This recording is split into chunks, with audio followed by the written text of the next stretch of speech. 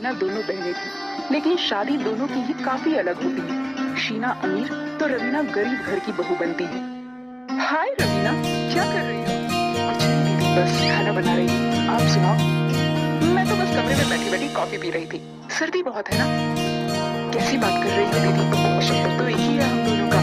गर्मी के मारे मेरे पसीने छूटे जा रहे हैं। अरे मेरी प्यारी बहन, मेरे कमरे में एसी चल रहा है तो ठंडा ही होगा ना। अब काम वाली खाना बना रही है, बस खाने के वक्त कमरे से बाहर निकलूंगी। ओह अच्छा, गुड है दीदी, तो यहीं आ जाओ ना मेरे घर। हाँ हाँ जरूर आऊंगी। ठीक है दीदी, अब आराम से बात करते हैं, ओके? रवीना फोन रखती है कि सामने सास खड़ी होती है। ये ले खरबूजा खा ले, मैंने काटा है, सबको बांट दिया, ये तेरा हिस्सा। अरे मम्मी, मैं काट देती, आप क्यों परेशान हुई? बस रोटी बनाकर खाती। हाँ ले आई खरबूजा खाने। अब आप भैया लूडो खिला रहे हो, खाना बनाना है। कोई बात नहीं भाभी, रोटी मैं बना लेती हूँ। रवीना का हंसता खेलता परिवार था, सब एक दूसरे की मदद करते। रोज सुबह शाम पूरा परिवार साथ बैठता। अरे रवीना, चलो तैयार हो जाओ, भेलपुरी खाकर आते हैं, चौपाटी चलते हैं, बहुत अच्छा मौसम हो रहा है। रवीना भी जल्दी से तैयार हो जाती है और दोनों घूमने जाते। अच्छा, शाम को कहीं बाहर चले? आजकल मौसम बहुत अच्छा होता है। यार अभी तो बताया। तुम आ जाओ ना कल मेरे घर। बताती हूँ दीदी, माँ जी से पूछ कर आती हूँ। रवीना फोन रख देती है। तुम्हें लगता होगा ना कि काश तुम भी शीना दीदी की तरह पैसे वाले घर में शादी करती। तो मैं कौन सा गरीब घर से हूँ? खा रही हूँ, पी रही हूँ, अच्छा पहन रही हूँ, घूम रही हूँ, फिर क्या? खैर, भेलपुरी पैक करवा दो घर में सबके लिए। अगले दिन शीना घर पर। चलिए ना, शाम को रवीना के घर चलते हैं, बहुत दिनों से बुला रही है। मेरे पास टाइम नहीं है, रात को मेरी एक पार्टी है, बिजनेस से रिलेटेड। चली जाओ। नहीं, अच्छा नहीं लगता। शादी के बाद पति के बिना बीवी कहीं जाती अच्छी नहीं लगती। कैसी मिडिल क्लास बातें करती हो? माँ को देखो, कितनी सोशल लाइफ एंजॉय करती है वो, मैं नहीं जा सकता।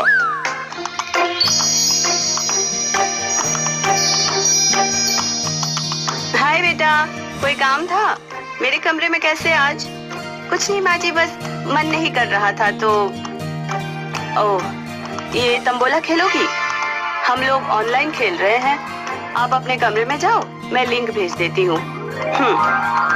शीना समझ जाती है कि सास जाने को बोल रही है। शीना वहाँ से चली जाती है। थोड़ी देर में मोबाइल में तंबोला खेलती है और फिर कुछ सोचकर खड़ी हो जाती है।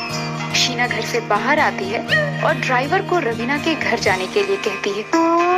मेरी बहन के घर ले चलो। जी मैम साहब। और रास्ते में कोई मिठाई की दुकान मिले तो रोक देना। शीना मिठाई की दुकान में जाती है और एक से बढ़कर एक मिठाई खरीदती है। वो बहन के घर जाती है जहाँ सारा परिवार एक साथ बैठा होता है। अरे शीना बेटा, आओ आओ, बाहर क्यों खड़ी हो? नमस्ते आंटी जी, रवीना कहाँ है? रवीना अभी तो यही थी, पता नहीं, देखना रोहन, भाभी कहाँ है?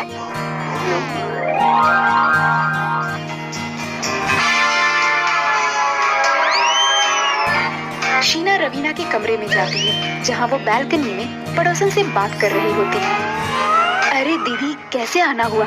आओ आओ, चलो ड्राइंग रूम में चलते हैं। नहीं नहीं, क्या सबको परेशान करना, कमरे में ही बैठते हैं ना। कैसी बात कर रही हो दीदी? आप आई हो तो सभी आपसे मिलना चाहते हैं, चलो ना।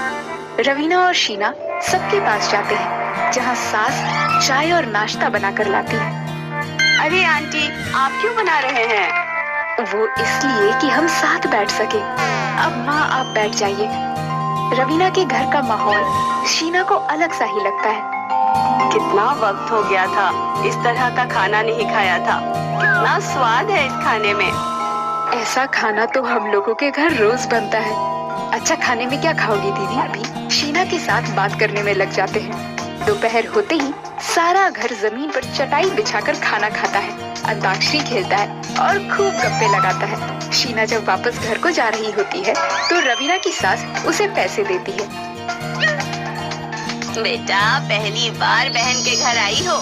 वैसे तो हम लोग तुम्हारे जितने अमीर नहीं हैं, लेकिन मैं बड़ी हूँ। ये छोटी सी भेंट रख लो। पता होता कि तुम आने वाली हो तो कोई साड़ी खरीद कर रखती। शीना सास के पैर छूती है और आंखों में आंसू भरकर बोलती है, मैं तो सिर्फ पैसों से अमीर हूँ, लेकिन रवीना तो रिश्तों से अमीर है। जीवन में सच्ची हंसी और खुशी अपनों के साथ है, ना कि पैसों से। शीना वहाँ से चली जाती है।